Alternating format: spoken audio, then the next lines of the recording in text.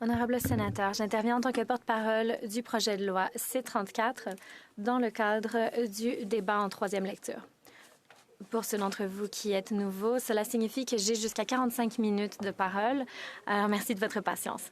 Comme vous le savez, ce projet de loi propose de modifier la loi sur la tarification de la pollution causée par les gaz à effet de serre afin d'accorder aux agriculteurs une exemption de 8 ans pour l'utilisation du gaz naturel et du propane pour le séchage des céréales et le chauffage ou le refroidissement des bâtiments agricoles utilisés pour l'élevage du bétail ou les cultures.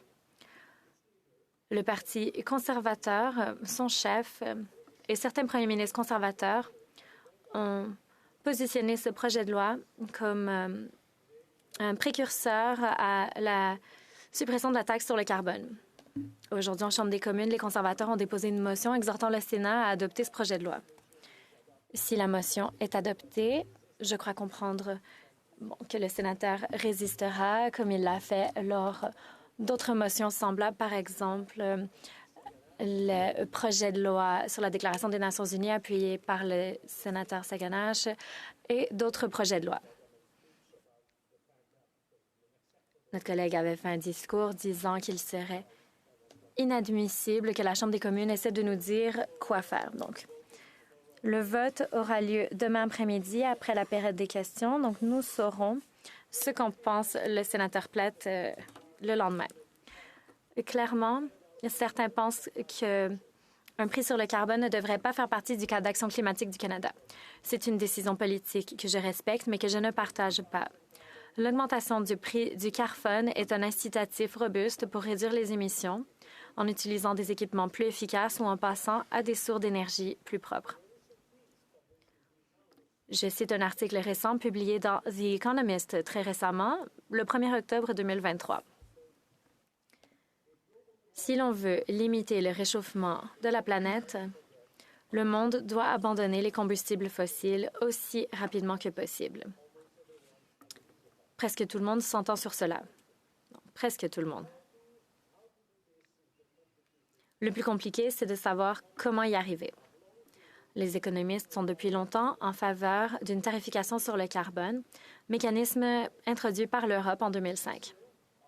Ce mécanisme permet au marché d'identifier l'unité de gaz à effet de serre la moins chère et donc à la société de lutter contre le changement climatique à moindre coût.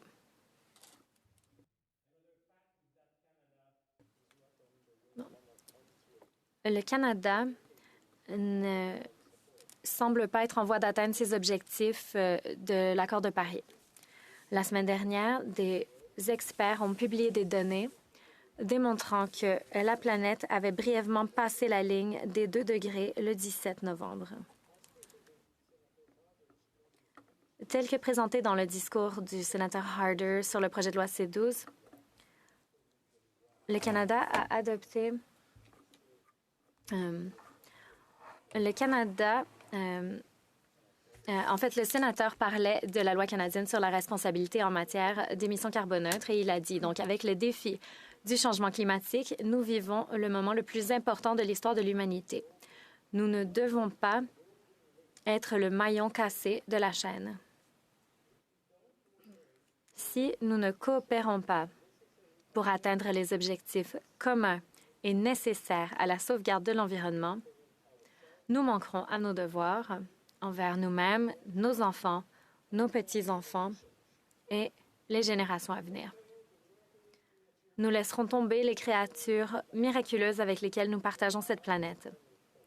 Nous sommes aujourd'hui leur seul espoir et leur seule menace. Nous devons choisir de faire mieux.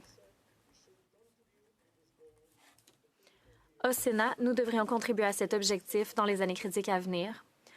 Et pour le bien de nos petits-enfants, nous devrions et devons faire preuve d'audace.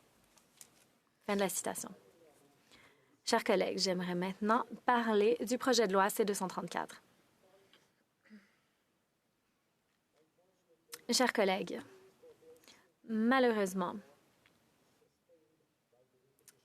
C-234 est entouré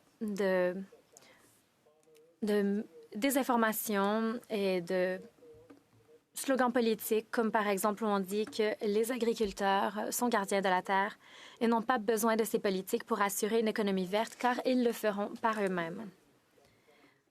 Contrairement à ce que les économistes pensent, les agriculteurs le feront eux-mêmes en choisissant des options qui sont quand même potentiellement plus coûteuses. Aujourd'hui, j'aimerais aborder 8 faux arguments répétés comme un mantra par de puissants lobbies. Tout d'abord, que le projet de loi 234 vise à corriger une omission involontaire de la loi sur la tarification du carbone de 2018. En n'offrant pas d'exemption pour le gaz naturel et le propane, alors que l'essence et le gasoil étaient exemptés lorsqu'utilisés dans des exploitations agricoles. Deuxièmement, que la tarification du carbone entraîne l'inflation et rend les denrées alimentaires inabordables. Troisièmement, que la tarification du carbone a rendu les coûts du GNL et du propane un fardeau impossible pour les agriculteurs. Quatrièmement, que les technologies actuelles ne permettent pas d'obtenir des gains d'efficacité significatifs en matière de séchage des céréales. Cinquièmement, que la technologie actuelle ne permet pas de trouver d'autres solutions ni d'améliorer l'efficacité des systèmes de chauffage ou de refroidissement des étables. Sixièmement, qu'un amendement, en fait, donc d'autres bâtiments. Sixièmement, qu'un amendement du Sénat au projet de loi entraînera automatiquement l'annulation du projet de loi. Septièmement, que ce projet de loi n'affaiblira pas le cadre de tarification de carbone du Canada et notre plan d'action climatique. Et huitièmement, que la suppression de la tarification du carbone incitera les agriculteurs à investir les économies réalisées dans la réduction des émissions. Je conclurai en proposant un amendement au projet de loi, donc de supprimer l'exemption pour le chauffage et le refroidissement des granges. Même le parrain du projet de loi en Chambre des communes, le député Lobb, confirme que des économies et des alternatives sont disponibles pour le chauffage et le refroidissement des granges. La première fausseté propagée est que le projet de loi C-234 vise à corriger l'omission par inadvertance du gaz naturel et du propane lors de l'adoption de la loi sur la tarification de la pollution par les gaz à effet de serre de 2018. Cela puisque le projet de loi exempte l'essence et les carburants utilisés dans les exploitations agricoles qui représentent environ 97 % des émissions de carbone des agriculteurs canadiens. Et cette information a été répétée dans cette même enceinte. Lors d'une réunion du Comité de l'agriculture, des représentants des ministères ont expliqué que le système fédéral de tarification du carbone était basé sur le système de tarification du carbone de la Colombie-Britannique, système qui était déjà en place à l'époque. Pour être efficace, l'objectif du gouvernement était d'appliquer la tarification du carbone de la manière la plus large possible avec des allègements ciblés. L'une de ces mesures ciblées est d'offrir une exemption de la tarification du carbone pour l'essence et le diesel tant que ces derniers sont utilisés pour des machines agricoles admissibles telles que les énormes tracteurs et les moissonneuses-batteuses qu'on voit souvent dans nos campagnes ou dans les champs.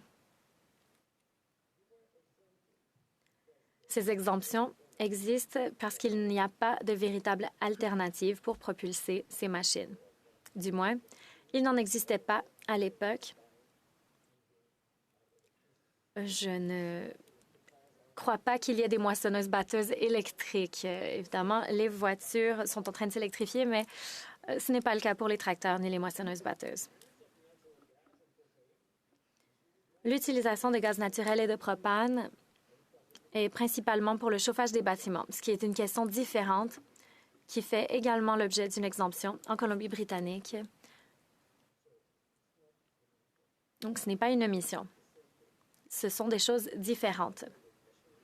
Soit l'on parle d'équipements agricoles ou de chauffage et de refroidissement des bâtiments. Je ne sais pas si des fermes... Je ne crois pas que les fermes utilisent, par exemple, de l'essence pour le chauffage de leurs granges, de leurs étables. De plus, comme nous le savons tous maintenant, le gouvernement a le pouvoir d'exempter un carburant par voie réglementaire. Il l'a utilisé récemment dans le cas de certains types de chauffage à domicile. Malgré le projet de loi C-234 et son prédécesseur, le gouvernement a refusé d'utiliser ce pouvoir pour accorder des exemptions au gaz naturel et au propane, même si elles sont limitées aux agriculteurs.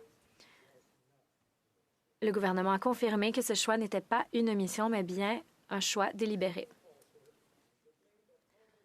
Le deuxième mensonge est l'affirmation selon laquelle la tarification du carbone crée l'inflation et rend les denrées alimentaires inabordables. Le taux d'inflation au Canada est actuellement de 3,8 % alors qu'il est de 3,7 % aux États-Unis, de 4,3 % dans l'Union européenne, 4,9 % en France et 6,7 % au Royaume-Uni. Il semble donc que le Canada s'en tire mieux que bien d'autres pays développés. Peut-être le Canada n'est-il pas brisé.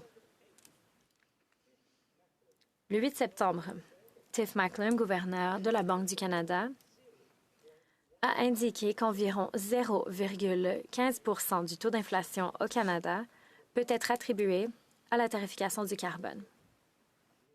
En d'autres termes, l'augmentation du prix du carbone cette année représente 30 sous supplémentaires sur une facture d'épicerie de 200 $. Remontons à l'époque de l'introduction de la tarification sur le carbone en 2019. Aujourd'hui, elle représente 1,20 $ de plus sur une facture d'épicerie de 200 $. C'est pourquoi M. Trevor Tom, économiste à l'Université de Calgary, affirme que la taxe sur le carbone est responsable de moins de 1 % de l'augmentation des prix des denrées alimentaires. Ce n'est pas moi qui le dis, c'est un économiste. Et la Banque du Canada. Mais je sais que certains voudraient le renvoyer pour avoir dit cela, si le gouvernement changeait. Répéter ad nauseam que la taxe sur le carbone est responsable de la triste situation où de nombreux Canadiens ont de la difficulté à se nourrir correctement ne transforme pas une fausseté en vérité. Cependant, cela peut expliquer pourquoi le parti qui promet d'annuler la taxe voudrait aussi renvoyer le gouverneur de la Banque du Canada. Il faudrait se concentrer sur les causes réelles de l'augmentation rapide du coût de la vie au Canada. Cette cause réelle n'est pas la taxe sur le carbone. Passons à la troisième fausse affirmation selon laquelle la taxe sur le carbone a rendu inabordables les coûts d'utilisation du gaz naturel et de propane pour les agriculteurs, bien que ces derniers soient nécessaires pour soigner leurs animaux. Exactement. D'après les chiffres fournis par Statistique Canada et le directeur parlementaire du budget, la part des dépenses en combustible pour le chauffage, pour les fermiers, représente moins de 1 % des dépenses d'exploitation des fermes au Canada. Pour être très précis, en 2019, cela représentait 0,9 % des dépenses. En 2020, taxe sur le carbone incluse, 0,8 % et de même en 2021. Avec une disparité selon les types de fermes, c'est vrai. Ainsi, 4 à 5 % en moyenne pour les productions sous serre et 0,4 % pour les pommes de terre de l'île du Prince-Édouard ou les oléagineux et les céréales. C'est pour cela, d'ailleurs, que pour la production sous serre, le gouvernement a prévu l'exemption de 80 % des volumes de gaz naturel et de propane de la tarification sur le carbone pour réduire leurs coûts qui sont à 4 à 5 %. La partie taxée est à peu près à 1 % ou moins. Bref, les producteurs qui utilisent des serres ne sont taxés que sur 20 % de leur consommation en matière de taxe sur le carbone pour tenir compte de leur situation particulière. Et bien sûr, il ne faut pas oublier que ces producteurs bénéficient de crédits, de taxes remboursables en vertu de la loi C-8 qui a été adoptée, comme vous le savez, il y a 2 ans. Il est aussi important de se rappeler que le prix du carbone n'est pas lié au prix des combustibles. Le prix sur la pollution est lié uniquement au niveau de dioxyde produit. Ainsi, que le prix du gaz soit à 10 cents le mètre cube ou à 90 cents le mètre cube, le prix de la pollution associé à son usage au cours d'un exercice fiscal sera le même par tonne.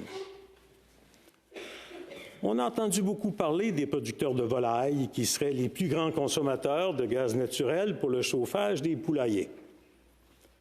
En passant, la plus grande partie des producteurs de volailles se trouve en Ontario.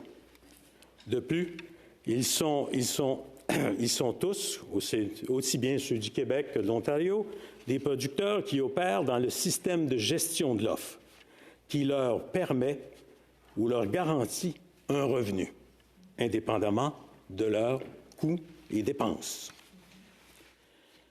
Cela aussi, ça n'a pas été dit par tous les lobbyistes que vous avez vus.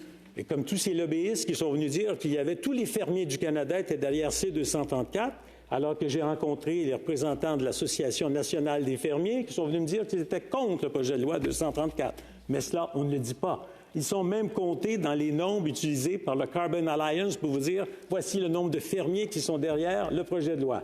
Un autre mensonge, au passage. Je vous propose donc le cas de ce producteur situé en Ontario qui a bien voulu m'envoyer ces chiffres parce que j'ai posé des questions à tous ceux que j'ai rencontrés. J'en ai rencontré plus d'une vingtaine d'associations, a bien voulu m'envoyer des chiffres concernant sa production, le volume de gaz naturel consommé par kilo de viande et le prix de la pollution payé depuis 2020. Si le prix de la pollution est passé de 15 000 à 27 000 entre 2020 et 2023 pour ce producteur, il a cependant payé cette année 37 000 de moins que l'année précédente pour son gaz naturel. En effet, le prix du gaz est passé de 32 cents le mètre cube en octobre 2022 à 15 cents en octobre 2023. Avez-vous vu le prix du poulet baisser dans vos épiceries? To summarize, these large producers and many others. En résumé, ce grand producteur de dinde a vu les coûts du gaz naturel diminuer en 2023. Il se retrouve dans une meilleure position de plus de 10 000 avant qu'un crédit d'impôt remboursable ne vienne encore améliorer cette position.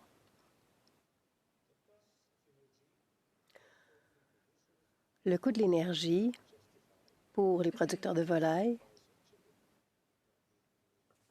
ne peuvent pas justifier les augmentations de coûts qu'ont vu les consommateurs. Si le produit du poulet et de la dinde ou d'autres produits soumis à la gestion de l'offre a augmenté cette année, ce n'est pas à cause du coût du gaz naturel, avec ou sans tarification du carbone. Sur la vingtaine d'organismes que j'ai rencontrés et qui m'ont incité à soutenir le projet de loi, notamment ceux qui participent à la gestion de l'offre, aucun organisme et certaines parmi les organismes, dis-je, que j'ai rencontrés, bien, ils sont nombreux à être puissants, ils ont beaucoup d'argent dépensé dans la recherche. Personne, donc, n'a été en mesure de me fournir des chiffres sur les remises reçues par leurs membres en 2022, l'année dernière. Ils n'ont pas ces chiffres. Ils disent simplement que ce n'est pas suffisant d'avoir le prix du carbone. Lorsque je leur dis qu'ils peuvent obtenir une déduction, ils disent oui, oui, oui. Donc, combien est-ce que ça coûte après les déductions? Personne n'a été en mesure de répondre et ils ont des lobbyistes payés des centaines de millions de dollars avec de belles voitures, etc. Trouver les chiffres, c'est impossible à faire. Tout ce qu'ils disent, c'est que ça va coûter 1 milliard de dollars aux exploitants agricoles entre maintenant et 2030. Ils le mettent dans une petite note en bas de page, pas cette année. Ce n'est pas 1 milliard de dollars cette année, mais ils ne le disent pas trop fort.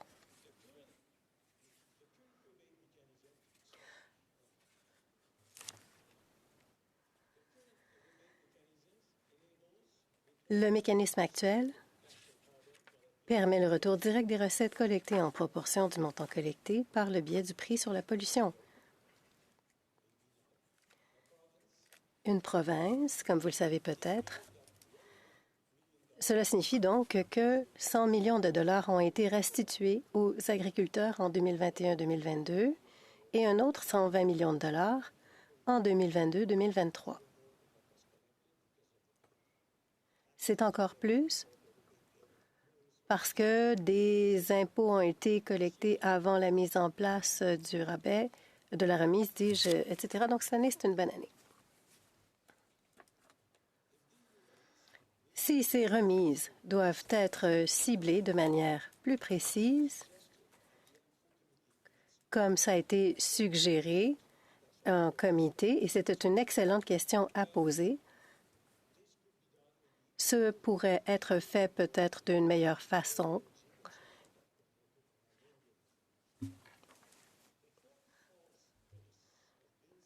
La quatrième fausse prémisse du projet de loi C-234 est que la technologie actuelle ne permet pas de réaliser des gains d'efficacité, qu'elle n'est tout simplement pas disponible en matière de séchage des grains. Nous savons que cette prémisse est fausse grâce à l'étude du Comité de l'agriculture. Même le député Ben Lobb, parrain du projet de loi au sein de la Chambre, a déclaré en comité, oui, il existe des séchoirs à grains plus efficaces maintenant. Fin de la citation. Le professeur Chandra Singh du Lethbridge College a indiqué qu'une réduction de 30 % en moyenne est possible pour le séchage des céréales grâce à un équipement plus efficace. Ian Boxall, duquel on parle souvent, a indiqué, il est président de l'Association des producteurs agricoles de la Saskatchewan, et il a indiqué qu'il avait acheté un nouveau séchoir à grains l'année dernière pour remplacer un modèle de 1974. Et cela lui a permis de réaliser des économies substantielles. Il a dit, j'ai proposé 30 % et il a dit un peu moins. Le site web d'une entreprise appelée Fama Agriculture, qui possède 11 sites en Alberta, Saskatchewan et au Manitoba, fait de la publicité de séchoirs à grains NECO. Il dit, le séchoir à grains à flux mixte NECO est l'un des séchoirs les plus efficaces du marché. Il maximise le poids spécifique des grains séchés et réduit votre facture énergétique. Les séchoirs NECO ont une efficacité énergétique inégalée et permet d'économiser jusqu'à 20 à 30 % sur les coûts de carburant. Fin de citation.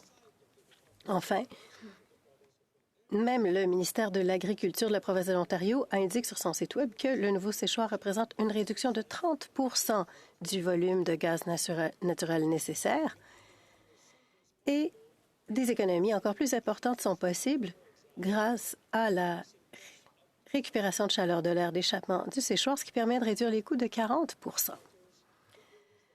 Mesdames et messieurs les sénateurs, l'hypothèse selon laquelle les agriculteurs ne peuvent pas réaliser de gains d'efficacité pour le séchage des céréales et qu'un signal de prix visant à encourager la réduction des émissions est donc inutile et punitif et manifestement erroné. Je le répète, c'est vraiment erroné. Il est vrai qu'il est cher de s'acheter un sécheur à grains. C'est ce qu'a dit la sénatrice Batters. Je concède le coût, mais elle n'a pas mentionné que c'était possible d'amortir le coût sur plusieurs années. Et le prix peut donc être déduit en fonction des revenus.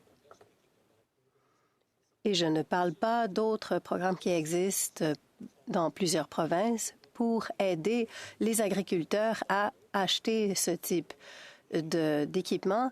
Et c'est si populaire, en fait, que les fonds sont en train de s'épuiser dans ces programmes. Les fermiers veulent avoir ces équipements. Ils veulent faire le changement. Et donc, ils ont des encouragements de la part de ces programmes-là. Si le projet de loi 234 était adopté, nous avons appris en comité qu'on pourrait avoir de bons résultats en Ontario. La taxe continuera de s'appliquer aux séchoirs commerciaux à grains. 60 des producteurs de grains utilisent ces séchoirs commerciaux, dis-je. Ils n'ont pas accès à ce projet de loi. Mais les 50 ou 40 qui sont à l'extérieur y auront accès.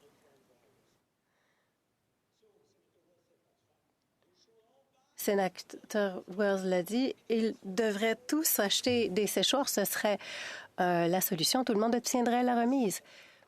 Devant le comité, on a dit que ces séchoirs commerciaux étaient plus efficaces que les séchoirs individuels. Alors, qu'est-ce qui est proposé?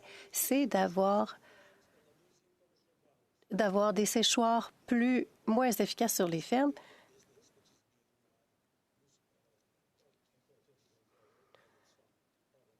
Mais c'est pourtant un domaine très important en Ontario et dans d'autres provinces de l'Ouest. Sénateur, par rapport au séchage des grains, les solutions de rechange et les gains d'efficacité sont déjà disponibles. En fait, on peut avoir davantage d'isolation, la climatisation des bâtiments d'élevage, le chauffage par le sol, les pompes à chaleur géothermique, les pompes à chaleur à air, les ventilateurs à haut rendement énergétique, le chauffage de la biomasse, les murs solaires, etc. Nous connaissons certaines de ces options dans les maisons et autres bâtiments situés au Canada. Le parrain du projet de loi, le député Lobb, il a assisté à notre vote. Il a dit en comité, si on prend le chauffage des granges, il évolue au même rythme que les innovations qui permettent de chauffer une maison, un bâtiment commercial ou un bâtiment industriel. Parce que c'est logique sur le plan financier. Tom Green de la Fondation David Suzuki a déclaré « Il existe de plus en plus d'exemples d'exploitation agricole qui réduisent leur consommation de fusibles fossiles et améliorent leur efficacité énergétique. » Une ferme, avicole située à Linden, en Alberta, dispose d'un système de 175 kW sur son toit. Dans un autre cas, un poulailler construit avec une enveloppe thermique à haute efficacité a réduit la consommation énergétique de 83 par tonne d'œufs. Ces faits clairs sont la raison pour laquelle j'ai proposé un amendement au comité afin d'exclure le chauffage et la climatisation des granges des exceptions du projet de loi C-234 plutôt que de légiférer sur une prémisse erronée. Cet amendement a été rejeté par le comité de l'agriculture de la Chambre des communes par 6 voix contre 5. Mais le comité du Sénat l'a adopté par 7 voix contre 6 et une abstention, celle du représentant du groupe du gouvernement. Je propose à nouveau cet amendement aujourd'hui. Cet amendement maintiendra l'incitation financière à réduire les émissions dues à l'élevage du bétail dans les étables en investissant dans des systèmes de chauffage ou de refroidissement alternatifs ou efficaces, une option disponible dès maintenant. D'un point de vue général, l'amendement découragera d'autres secteurs de chercher à exempter leurs activités économiques qui impliquent le chauffage des bâtiments, comme les magasins de détail, des bâtiments de distribution d'aliments, etc. On a affirmé en comité qu'on demandait un amendement pour couvrir également les opérations de séchoirs commerciaux. Les sénateurs ont dit « Attendons, nous adopterons un autre projet de loi plus tard. » Nous savons que s'il y a des exemptions accordées, il y aura des gens qui viendront à la... Les exemptions ne sont pas une façon de supprimer la taxe, une étape à la fois.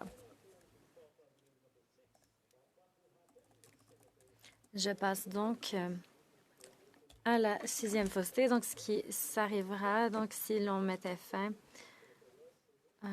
le sénateur Wells a dit le gouvernement contrôle la façon dont les projets de loi sont faits et donc celui-ci mourra très lentement.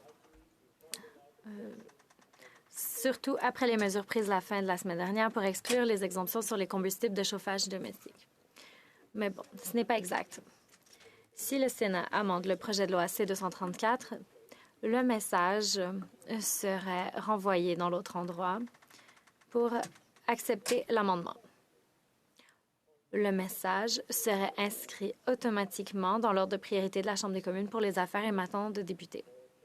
Il s'agit d'un système beaucoup plus équitable, opportun et transparent que celui que nous avons au Sénat, surtout lorsque certaines personnes n'aiment pas les projets de loi dont nous débattons, donc où nous avons des débats et des votes régulièrement programmés sur la liste d'un maximum de 30 items, que ce soit des projets de loi ou des motions d'initiative privée. Si ce projet de loi était renvoyé à l'autre endroit ce soir, il deviendrait l'item 25 à la liste d'items en attente d'un débat selon l'horaire établi. De plus, les députés peuvent faire remonter des projets de loi dans la liste afin d'accélérer le débat. L'ordre des priorités actuelles contient 8 items conservateurs entre les items 1 et 25, dont plusieurs projets de loi d'intérêt public du Sénat, de sénateurs conservateurs. Peut-être qu'un de ces projets de sénateurs pourrait attendre afin de permettre à ce projet de loi important d'aller de l'avant. Par conséquent, donc, si ce projet de loi était renvoyé à l'autre endroit, le gouvernement n'aurait pas de commentaire puisque ce n'est pas un projet de loi du gouvernement. Mais on nous dit de ne pas le faire. Pourquoi? On nous dit qu'il y a de l'appui multipartite dans l'autre endroit pour ce projet de loi et donc, si on leur renvoyait, ils agiraient rapidement et réaffirmeraient leur soutien pour ce projet de loi. À moins qu'on ne pense que ce soutien ne soit en train de s'évaporer. Mais c'est peut-être un autre mensonge. On nous dit il faut l'appuyer parce que ça vient de la Chambre des communes. Ils ont fait leur travail. Alors, on approuve et c'est tout.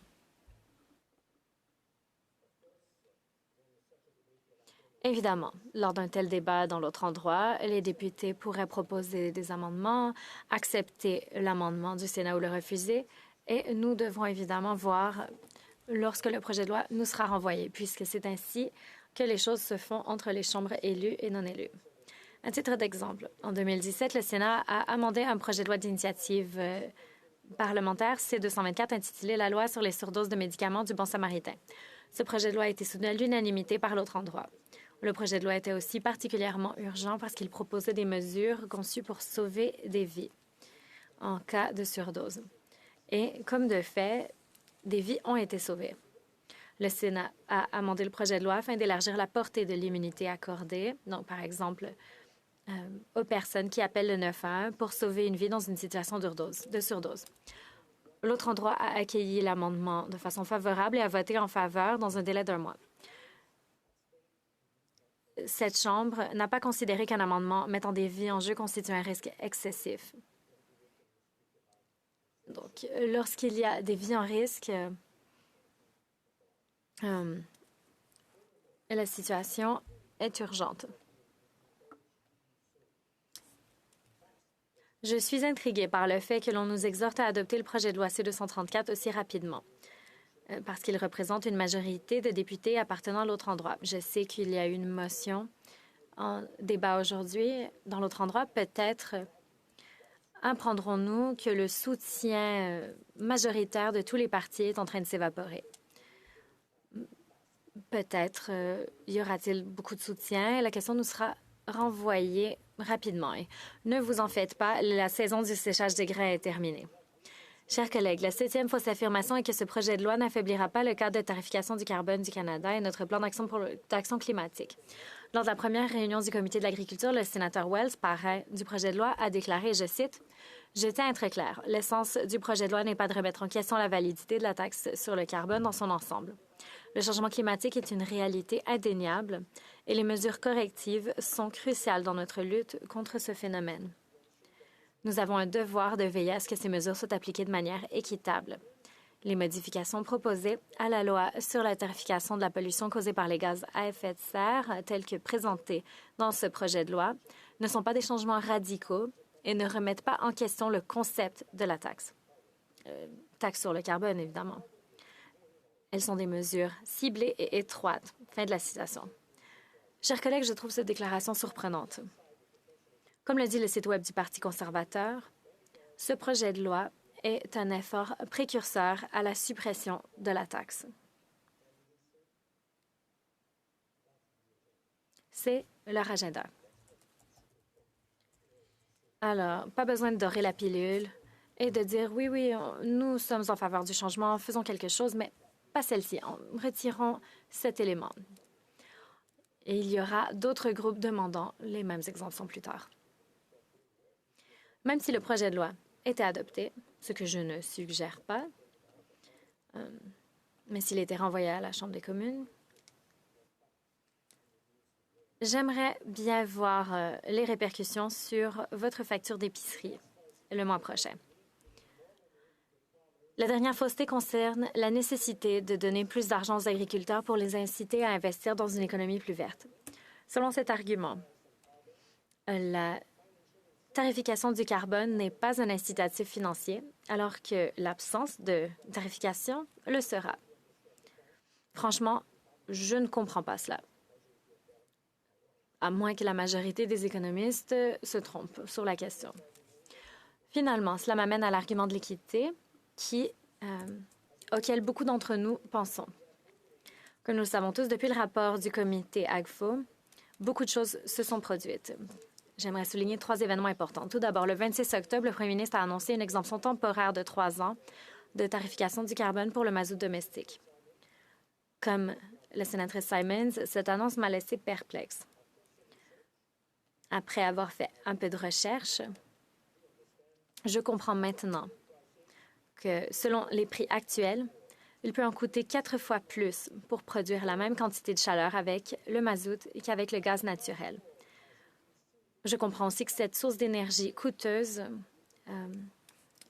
le prix de cette énergie a augmenté au cours des dernières années et que cette source d'énergie coûteuse est souvent utilisée par les ménages à faible revenu du Canada atlantique et d'autres régions du Québec et de l'Ontario.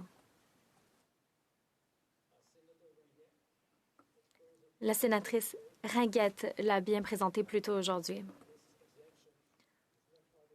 Cette exemption ne cible pas une région en particulier, mais bien un groupe de personnes qui utilisent un produit dont le coût a explosé au fil des dernières années.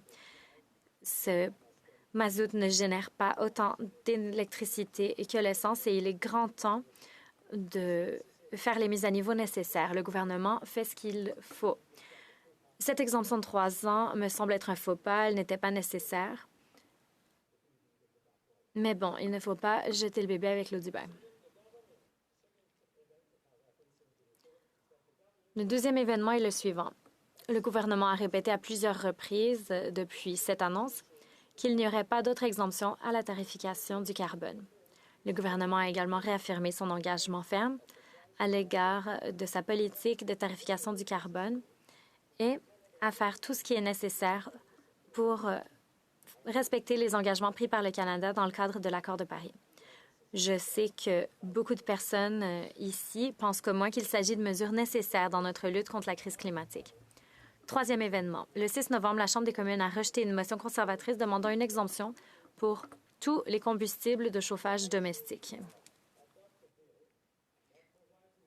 Pourquoi devrions-nous maintenant adopter un projet de loi qui prévoit une exemption pour le chauffage des granges et de bâtiments agricoles, y compris pour les agriculteurs opérant dans le cadre de systèmes de gestion de l'offre qui leur garantissent un bon revenu, tout en refusant une exemption similaire à tous les propriétaires de maisons? C'est une bonne question. Parce que nos valeurs sont différentes. Par ailleurs, pouvons-nous adopter un projet de loi qui propose des exemptions pour toutes sortes de bâtiments agricoles pour une durée minimale de 8 ans, alors que l'exemption pour le chauffage domestique est limitée à 3 ans? Où est la logique? considérés en isolation ou ensemble et tenant compte des développements récents, le projet de loi C-234 reste un mauvais projet de loi fondé sur des prémices erronées. À mon avis, le Parlement ne devrait pas légiférer sur de faux prémices. Adopter ce projet de loi sous sa forme actuelle signifierait que le Sénat a peur de s'acquitter de ses devoirs constitutionnels.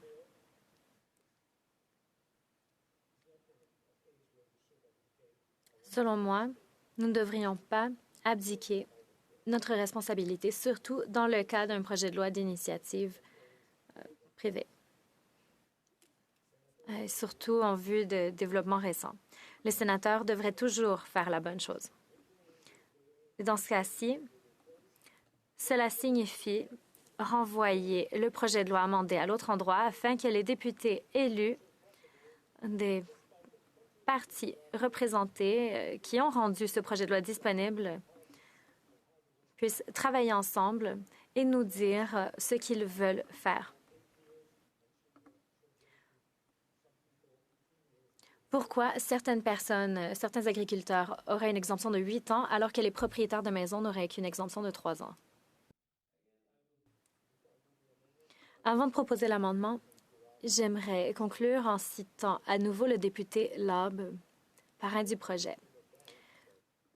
Sur la question du chauffage des granges, il a dit « Si vous regardez le chauffage des granges, il évolue au même rythme que les innovations qui permettent de chauffer une maison, un bâtiment commercial ou industriel, parce que ça n'a de sens que sur le plan financier. » Fin de la citation.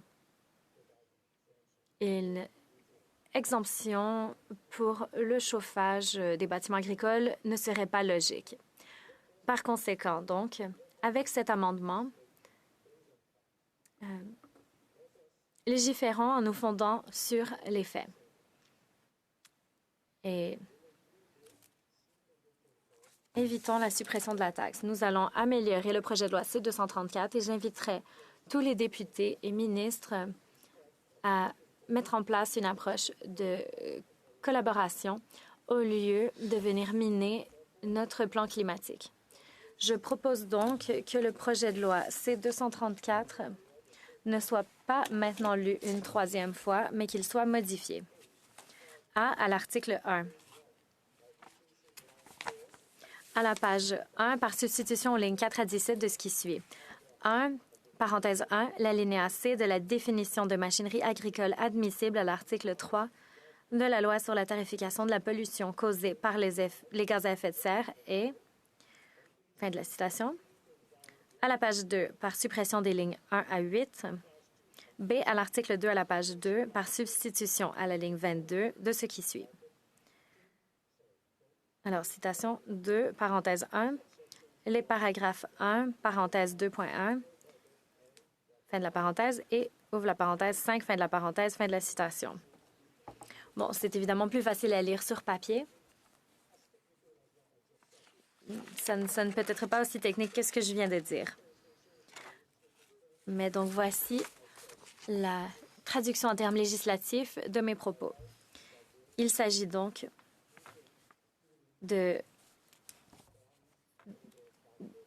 d'exempter le chauffage et le refroidissement donc des granges et des étables, puisque ce n'est pas logique. Et qu'il n'y a pas d'exemption pour les vies humaines, à part dans le cas du mazout de chauffage domestique. Selon moi, il n'y a pas de logique. Si nous sommes prêts à légiférer selon des prémices fausses et de façon illogique parce que nous ressentons de la pression de la part des agriculteurs ou que nous nous sentons menacés, eh bien, ce serait de renoncer à nos responsabilités. Ce Sénat ne serait plus un Sénat moderne, ce serait un retour à l'ancien temps où personne ne se soucie de ce que nous avons à dire. Merci.